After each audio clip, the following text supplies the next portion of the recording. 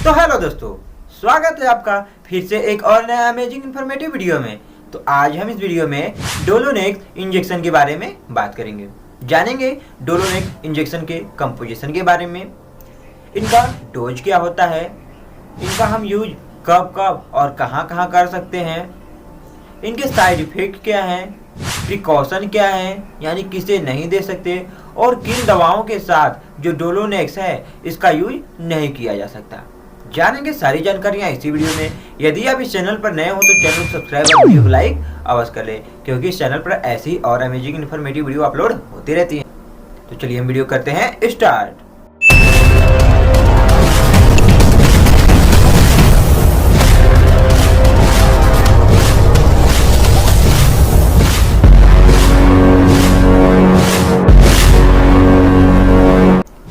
तो दोस्तों, यदि हम डोलोनेक्स इंजेक्शन के बारे में बात कर लें तो ये NSAID क्लास की ड्रग है, यानी कि non steroidal anti inflammatory class की ड्रग है। ये जो इंजेक्शन है फीवर को, पेन को और इन्फ्लामेशन को कम कर सकती है। कम करने के लिए इसका यूज किया जाता है।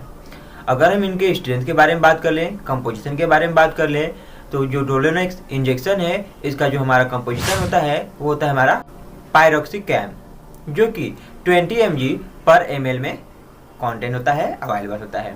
ये जनरली 2 ml के एम्पुल में अवेलेबल आते हैं। 1 ml में 20 mg, तो 2 ml में हमारा 40 mg कंटेंट होता है। और ये फ्यूजर कंपनी द्वारा मैन्युफैक्चर की जाती है। अगर हम बात कर लें कि ये वर्क कैसे करता है, यूज जानने से पहले हमें इसका वर्क जानना चाहिए कि कैसे काम करता है ये इंजेक्शन। जो डोलोनेक्स यानी पायरोक्सिकम है ये कैसे वर्क करता है। तो जनरली हमारे बॉडी में प्रेजेंट जो प्रोस्टाग्लैंडिन है वो पेन, इन्फ्लामेशन, फीवर इन सब का कारण होता है। यानी कि जब हमारे बॉडी में प्रोस्टाग्लैंडिन सिंथेसिस होता है, उसी के जरिए हमारे बॉडी को पता चलता है कहीं पर पेन हो रहा है, दर्द हो रहा है, कहीं पर सूजन है, फीवर है। ये सारे प्रोस्टाग्लैंडिन सिंथेसिस के द्वारा ही पता चलता है। तो ये इंजेक्शन क्या करते हैं, जाकर सीधे ही उन्हें ब्लॉक कर देते हैं। जो प्रोस्टाग्लैंडिन सिंथेसिस है उसको ब्लॉक कर देते हैं, जिससे कि हमारे ब्रेन तक सिग्नल नहीं पहुंच पाता और हमें पेन और जो इन्फ्लामेशन है उसका आभास नहीं होता है, तो जो दर्द है उसका पता नहीं चलता है।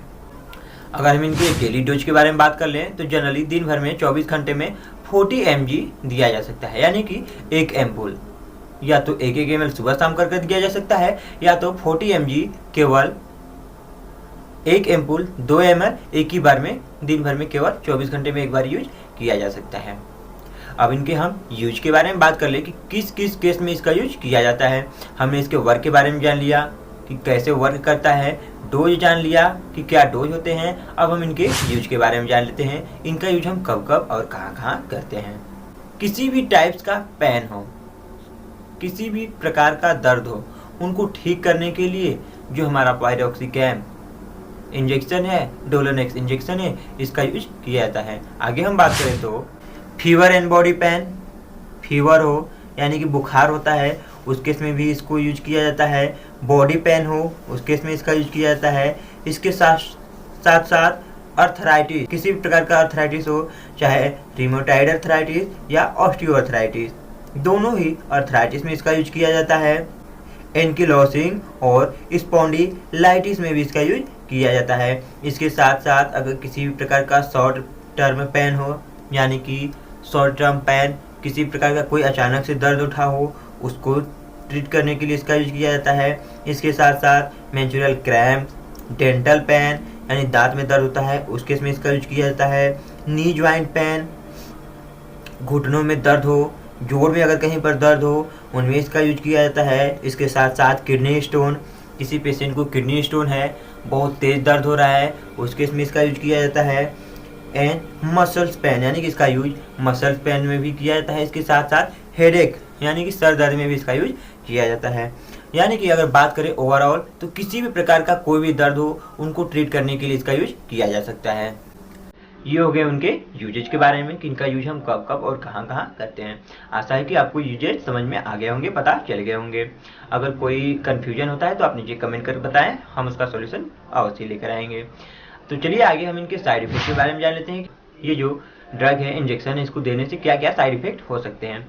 तो सबसे पहले हम इनके कॉमनली साइड इफेक्ट के बारे में बात कर लेते हैं, यानी जो कॉमन साइड इफेक्ट होते हैं इनके कारण, उनके बारे में बात कर लेते हैं।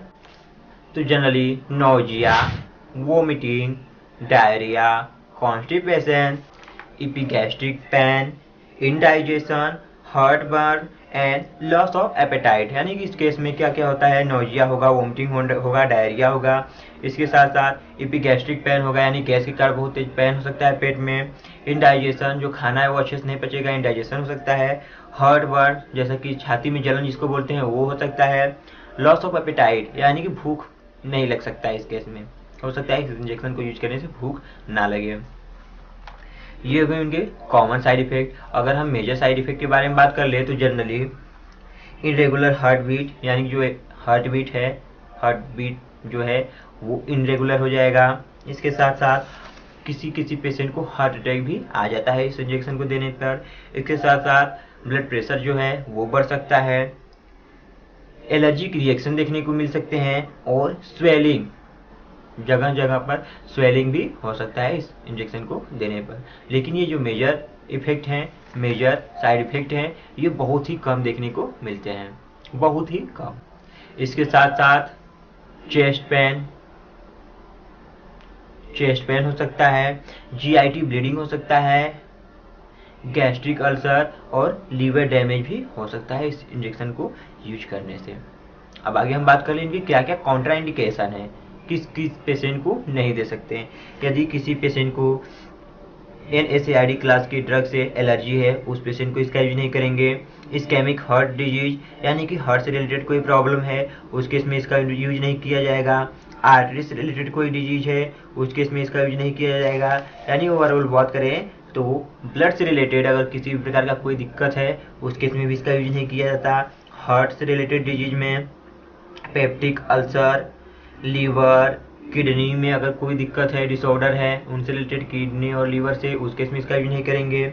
प्रेगनेंसी और बच्चों को भी ये इंजेक्शन जो है वो नहीं दिया जाता है। यानी इन सारे जो केस है, इस केस में हम जो पायरोक्सिकॉम यानी कि डोलोनेक्स इंजेक्शन, इसका यूज नहीं किया जा सकता।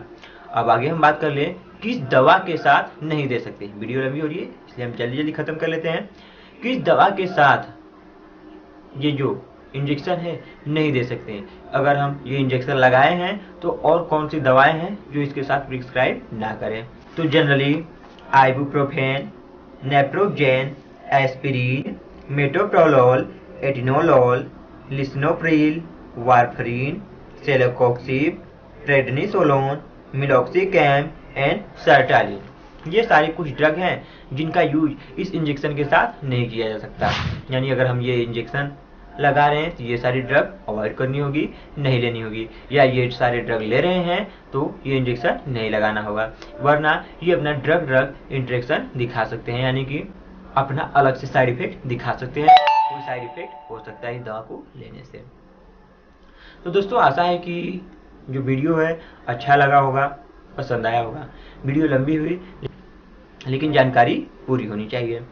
तो आज के लिए बस इतना ही। यहाँ तक वीडियो आपका देखने के लिए बहुत बहुत धन्यवाद। मिलते हैं नेक्स्ट वीडियो में नेक्स्ट टॉपिक पर। तब तक के लिए जय हिंद, जय भारत।